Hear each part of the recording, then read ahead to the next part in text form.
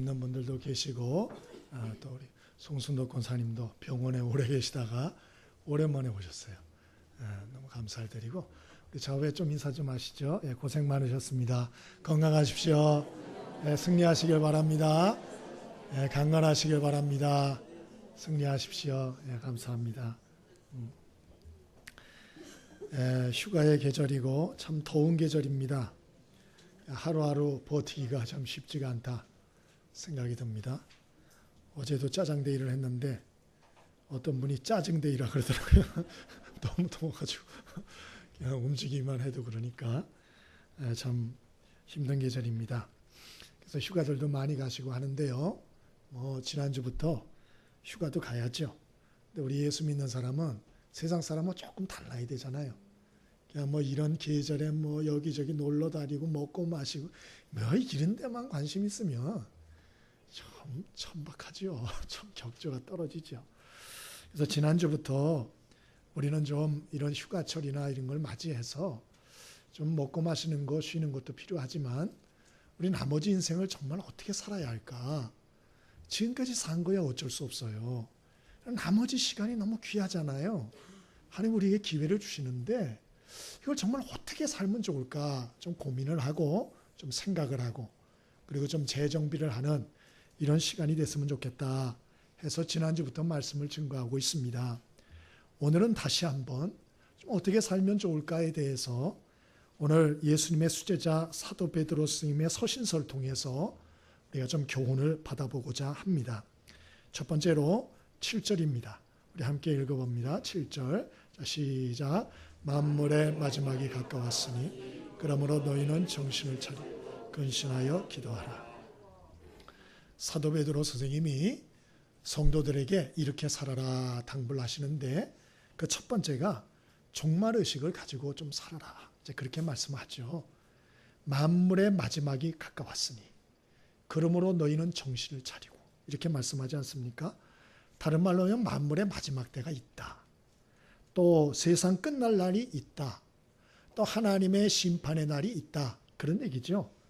그러므로 너무 세상에 취해가지고 그렇게 살지 말고 그 믿음을 소중히 여기고 그 믿음과 신앙을 견고히 지키고 거룩하게 살아야 된다. 그 이유는 이 세상이 마지막 때가 올 것이기 때문에. 요즘 날씨가 덥지 않습니까? 근데 인도는 날씨가 60도에 육박한대요. 그래서 어떤 주에서는 3일 휴일을 선포했고 또 다른 지역에서도 또 이렇게 선포했다는 뉴스 보도를 봤습니다. 중국도 40도가 넘어서서 열사병으로 죽는 사람이 있고 일본은 138년 만에 40도가 넘는 가마솥더위로 참 몸살을 앓고 있다. 이런 뉴스도 봤고요. 미국은 LA가 한증막 더위다. 캘리포니아는 2주 넘게 40도에서 43도를 오르내리는 폭염으로 고생하고 있고 또 대형 화재가 발생해서 비상상태가 선포됐다. 그래서 180km에서 6만 에이커의 산림이 초토화됐다. 이런 뉴스가 이번 주에 나왔습니다. 여러분들은 이런 소식을 들으면서 어떤 생각이 드십니까?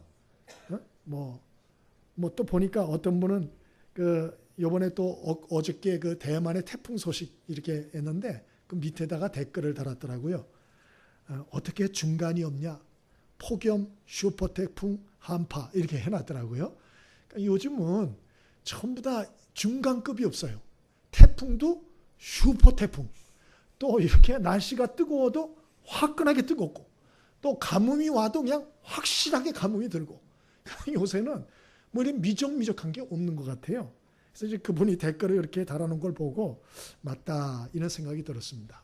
여러분 요즘의 재난은 가볍게 끝나질 않습니다. 여러분은 이런 걸 보고 들으면서 어떤 생각을 하세요? 그럴 수 있지. 우리나라는 다행이네. 나나 조심하면 되겠다. 혹시 이런 생각 여러분 갖고 사신다면 여러분 그러면 안 됩니다. 마태복음 16장 3절에 우리 주님이 뭐라 그러셨나? 너희가 천기는 분별할 줄 알면서 어찌 이 시대의 표적은 분별할 수가 없느냐 탄식하셨어요. 그러니까 세월 돌아가고 여름이다, 가을이다 이런 것들이 이렇게 보면서도 그냥 시대의 표적을 분별 못한다는 거예요.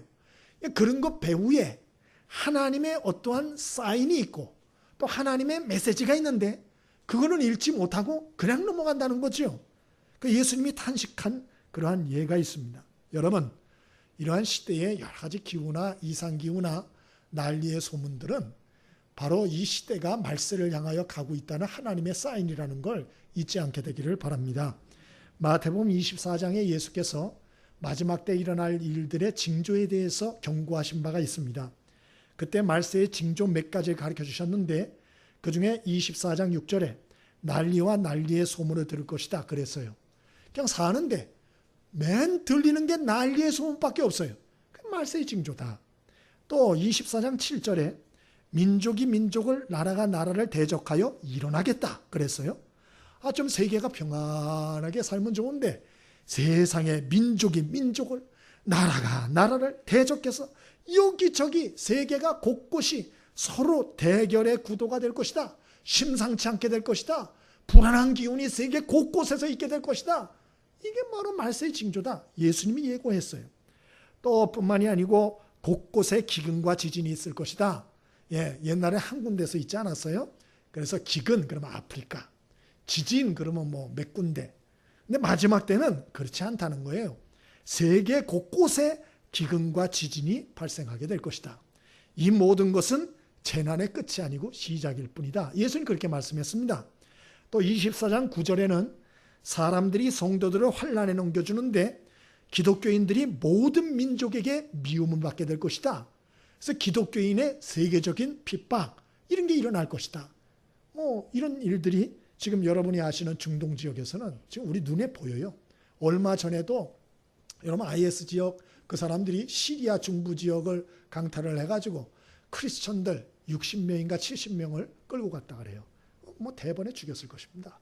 여러분 이런 일들은 지금 곳곳에서 다 벌어지고 있는 것이에요. 어떤 분은 그래요. 목사님 그런 소리 하세요. 옛날부터 그런 일은 있었어요. 공포 분위기 조성하지 마세요. 어떤 분들은 이런 분들도 혹시 있을지 몰라요. 그러나 여러분 예수님이 말씀한 말세의 징조들 시대마다 조금씩 있었죠.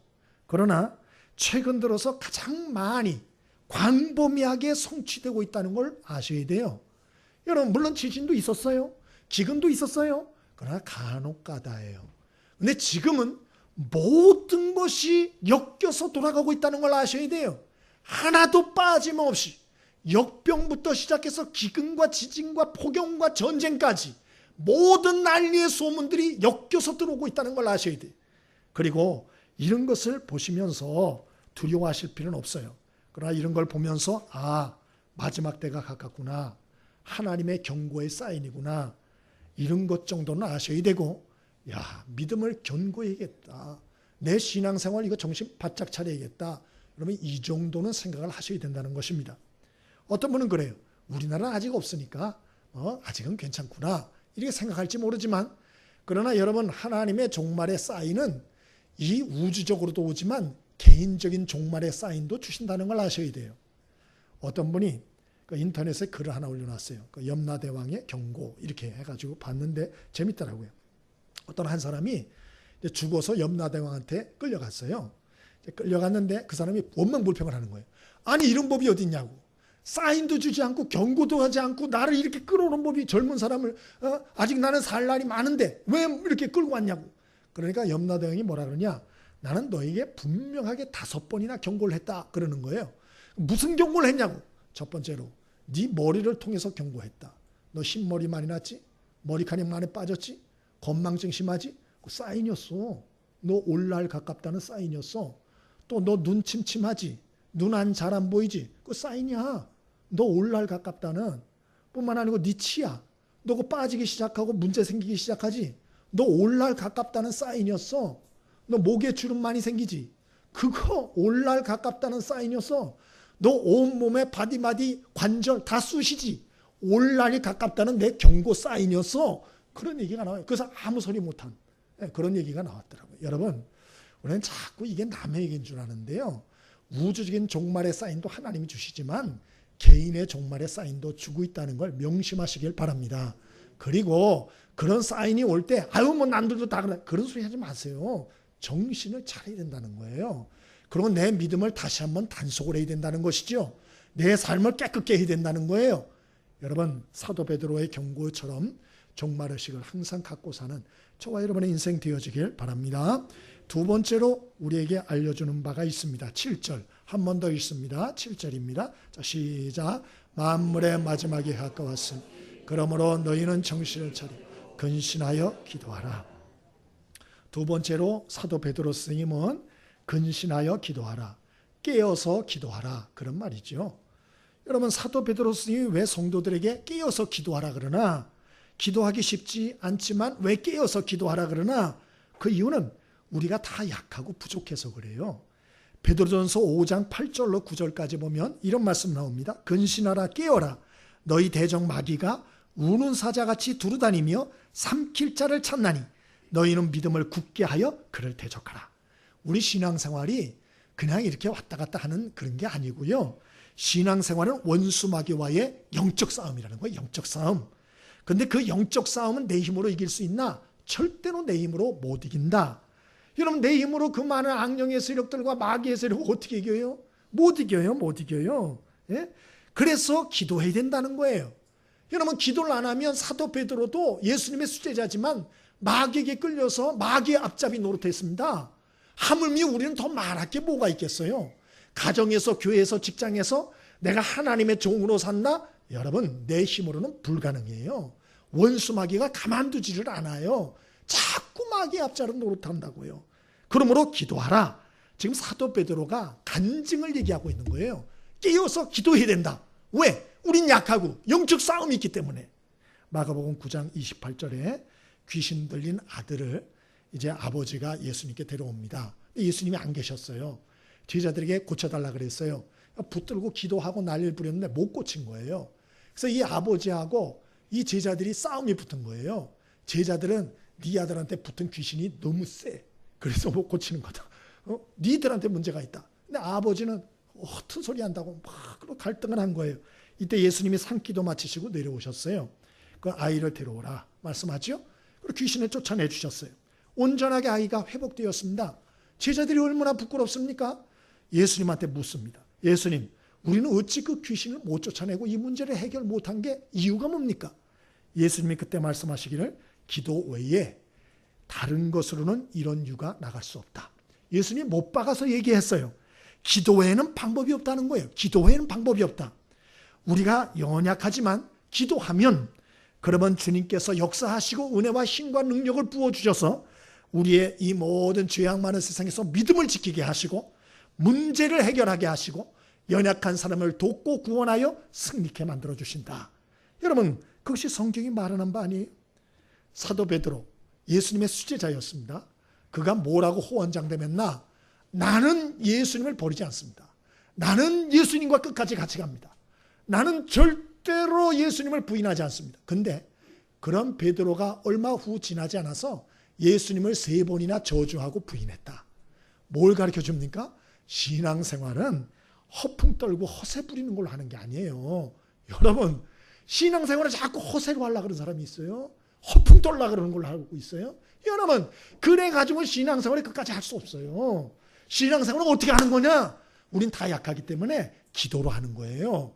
기도를 1번으로 세워놓고 하는 것입니다. 그래서 기도하여 하나님께 능력과 힘을 얻어 지혜를 얻어서 모든 일을 우리가 행사하며 나가는 것입니다. 은퇴하신 정필도 목사님이 그 목회자들에게 간증을 하신 적이 있어요. 본인이 82년도에 1982년에 미국에 유학을 가셨대요. 근데 이제 공부하는 게 너무 시간이 쫓겨가지고 매일 기도할 시간을 잘 못 가지셨대요. 근데 그렇게 기도를 못하니까 마음이 메말라 가시더래요. 그리고 막 마음이 사막같이 되고 몇 달이 지나니까 답답해서 견딜 수가 없더래요. 아, 나 이렇게 신앙생활 하다가 난 목회고 뭐고 못하겠다. 이런 겁이 탁 드시더래요. 그래서 이분이 어떤 생각을 했나? 박사학위고 뭐고 나는 박사학위가 중요한 게 아니고 기도가 더 중요하다. 내 기도부터 하자. 1순위가 기도다. 그리고 이분이 새벽 기도하려고 교회를 찾아봤는데 주변에 그 미국 교회밖에 없어가지고 새벽 기도를 안 하더래요. 다. 이걸 어떻게 하면 좋나. 이번에 고민을 하다가 집 마당에다가 텐트를 세웠대요. 텐트를. 임시 텐트를 저녁에 잘 때 세우고 새벽에 새벽 기도 시간에 거기 들어갔대요. 들어가가지고 그날부터 기도를 하기 시작하는데 처음엔 1시간, 그 다음엔 2시간, 3시간 점점 시간을 늘려가면서 기도하여 집중하기 시작하셨대요. 하루, 이틀, 3일이 지나가면서 이 마음에 잃어버렸던 영역이 회복되기 시작하고 하나님의 은혜의 강줄기가 심령에 부어지기 시작하는데 사막의 비와 오아시스 샘이 터지는 것처럼 이분이 하나님의 은혜를 누리고 하나님 풍성한 은혜 경험하면서 신앙생활을 했다. 이제 그런 얘기를 하셨어요. 그리고 후배 목회자들에게도 잔꾀 부리지 말고 기도하세요. 이분이 마지막으로 한 소리가 그거예요. 여러분, 어디 목회자뿐이겠어요?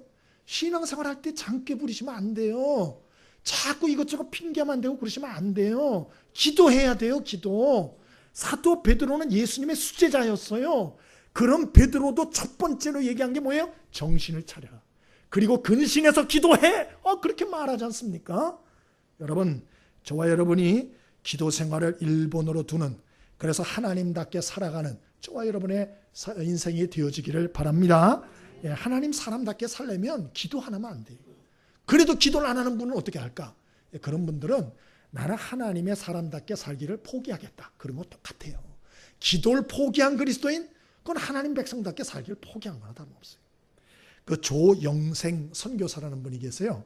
이분은 그 미얀마에 가셔서 지금 14년째 선교를 하고 계신데, 이번에 간증 내용을 읽었는데 제가 아주 충격을 받았어요. 이렇게 선교하는 분을 처음 봐서. 예? 이분은 이제 군대에서 대위, 그 중대장으로 제대를 하셨어요. 그러고 나서 이제 신학을 하셔가지고 그리고 미얀마 선교사로 오셨는데, 이분이 미얀마는 옛날에 버마입니다. 여러분이 버마는 선교 안 되기로 유명한 나라예요. 기독교 들어간 역사가 200년이 넘습니다.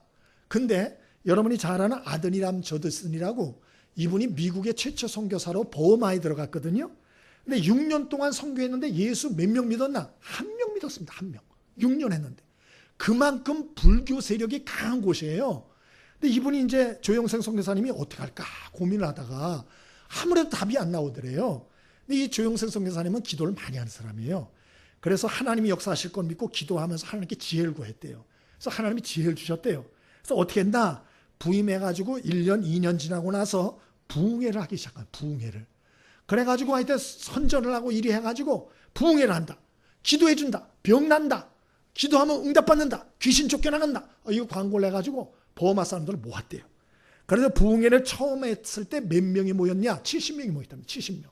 그래가지고 하나님 앞에 결사적으로 의지하고 밤에 촛불 켜놓고 하나님 앞에 예배하면서 찬송 많이 하고 또 말씀 증거하고 기도하게 하고 그럼 막 안수해주고 그랬대요. 근데 놀라운 것은 하나님이 불쌍히 여겨주셔가지고 그 첫 해 부흥에 하나님의 성령의 영광이 나타난 거예요. 그래서 병자들이 치유된 거예요. 할렐루야. 이 조영생 선교사님이 직접 한 얘기고 내용 간증을 봤어요. 근데 중요한 것은 그때 은혜를 입은 사람들이 많아가지고 아는 사람들을 데려오기 시작하는 거예요. 그래서 그 다음 해에 부흥회를 하는데 몇 명이 참석했나? 130명이 참석한 거예요. 그 다음에는 몇 명이 참석했나? 270명. 그리고 이분이 작년에 12회째, 이제 올해 12회째로 부흥회를 했대요. 근데 몇 명이 왔나? 1,500명이 왔대요. 1,500명이. 와, 대단하더만요. 1,500명이 와가지고 어떤 결과가 났나? 완전히 불교도, 아주 신실한 불교도들 80명이 예수 믿기로 결단하고 세례받았다. 놀랍더라고요. 예? 여러분, 어떻게 가능했나? 이분의 얘기는 기도예요, 기도. 기도 외에는 없다. 그래서 이분이 부흥회를 앞두고 자기는 결수적으로 기도했대요. 더위와 싸우면서 준비 기도를 몇 달 전부터 했다는 거예요. 사탄의 시험이 많아가지고. 예? 그래서 많이 기도를 했다. 그리고 이러한 부흥회를 통해서 하나님을 만나고 치유받고 살아계신 하나님과 은혜의 하나님을 만나는 이런 버마 사람들을 통하여서 복음화의 소망을 보게 됐다. 이분이 이제 얘기하는 걸 봤어요. 여러분, 저와 여러분의 삶의 1순위가 기도가 될 수 있길 바랍니다. 우리 잔깨 부리지 말고요. 기도하자고요. 기도. 왜 자꾸 딴소리 합니까? 기도해야죠. 기도. 우리 이번에 학생회가 8명이 이번에 수련회 참석했어요. 근데 걔 중에 수련회를 처음 가는 애들이 많았어요.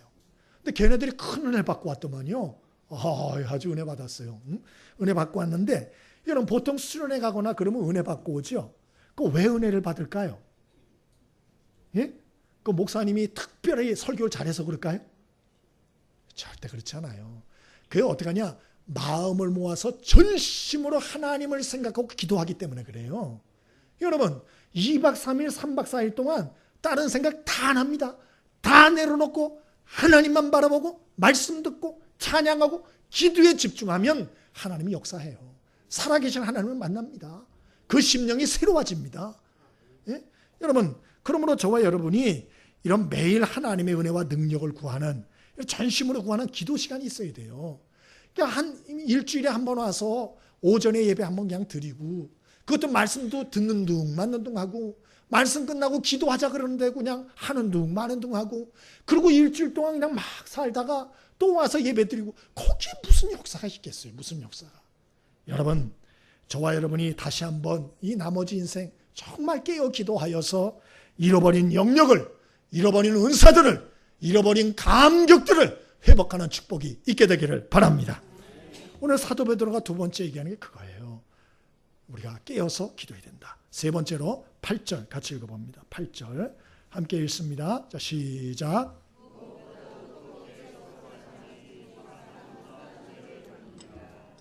아멘. 세 번째로는 서로 뜨겁게 사랑하라 라고 하는 거예요. 서로 뜨겁게 사랑하라.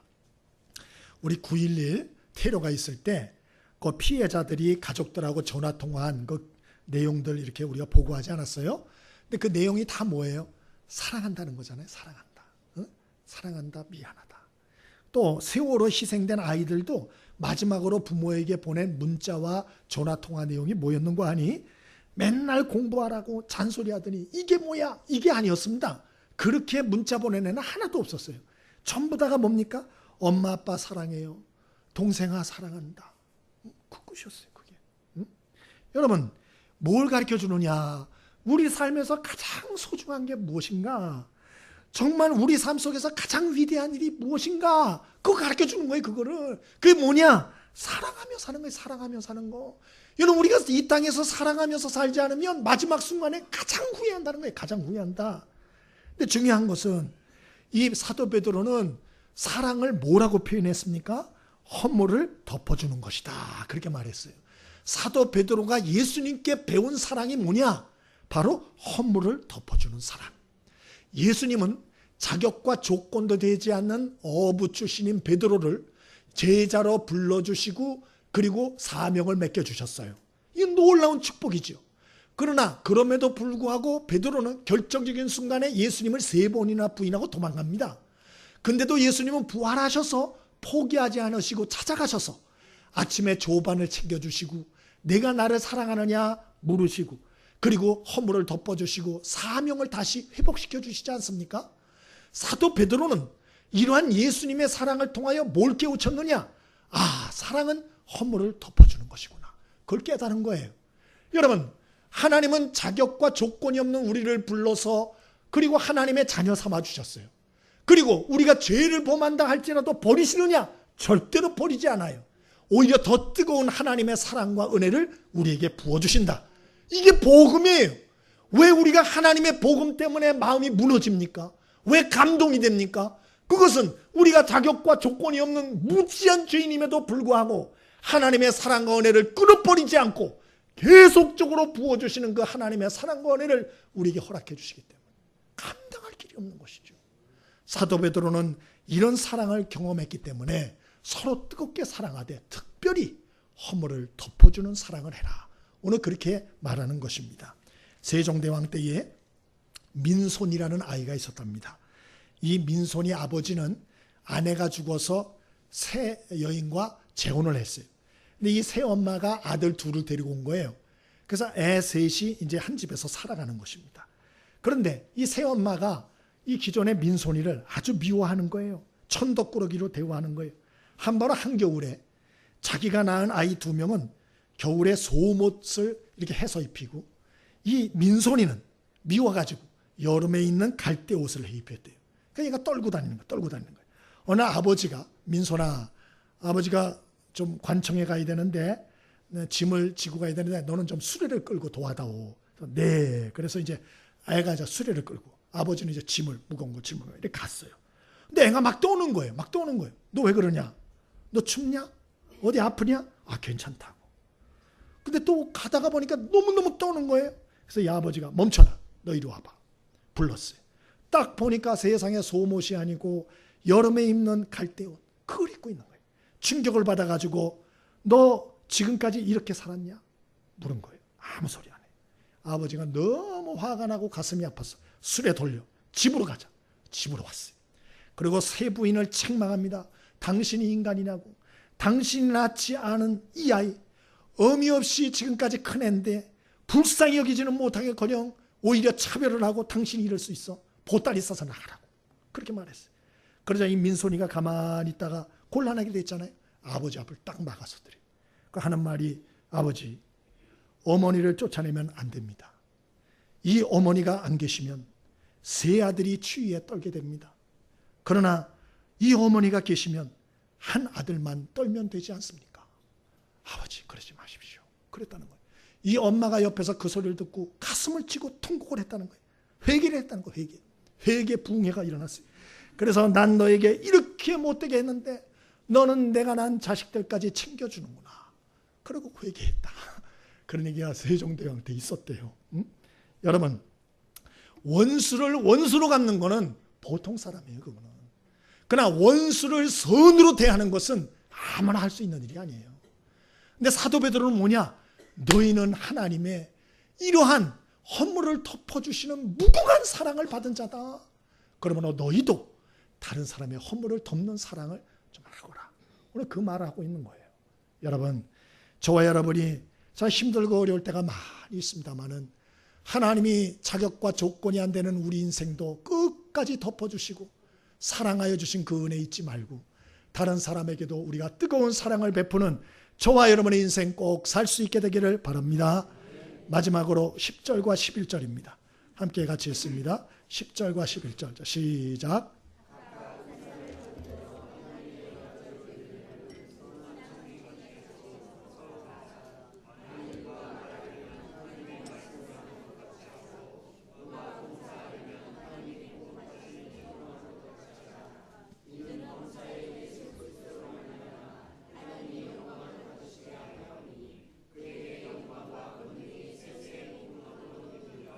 아멘. 마지막으로는 선한 청지기의 삶을 살아라 라고 오늘 10절에 말하고 있습니다. 선한 청지기의 삶을 살아라. 그래서 제발 받으려고만 하지 말고 대접만 좋아하지 말고 네가 먼저 좀 대접을 하고 그래 원망불평만 하고 자꾸 뒤로 숨어가지고 그러지 말고 하나님이 주신 은사로 섬기며 충성하는 착하고 선한 청지기의 삶을 살아라. 오늘 그렇게 말하고 있어요. 여러분, 청지기는 주인의 것을 맡아서 관리하는 사람이에요. 그게 청지기입니다. 그래서 주인 대신에 그 집의 살림을 잘 관리해서 주인이 오면 칭찬받고 보수를 받는 사람. 그게 이제 청지기거든요. 근데 우리가 바로 청지기라는 거예요. 그러니까 우리에게 주신 모든 게 내 게 아니에요. 아버지 하나님이 맡긴 거라는 거예요.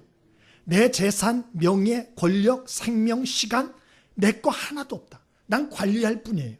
주인은 하나님이시다. 근데 그분이 마지막 때가 오면 우리에게 오실 것이고 결산할 날이 온다. 그러면 이 땅에서 정말 선한 청지기처럼 충성된 그 하나님, 주인 되신 하나님께 영광 돌리는 그런 인생을 살아라. 그런 얘기죠. 스웨덴에 노벨이라고 하는 사람이 있었습니다. 33세에 다이너마이트, 폭탄을 발명하여 갑부가 됩니다. 근데 30년이 지나서 조간신문에 알프레드 노벨 죽다라고 하는 오보가 납니다.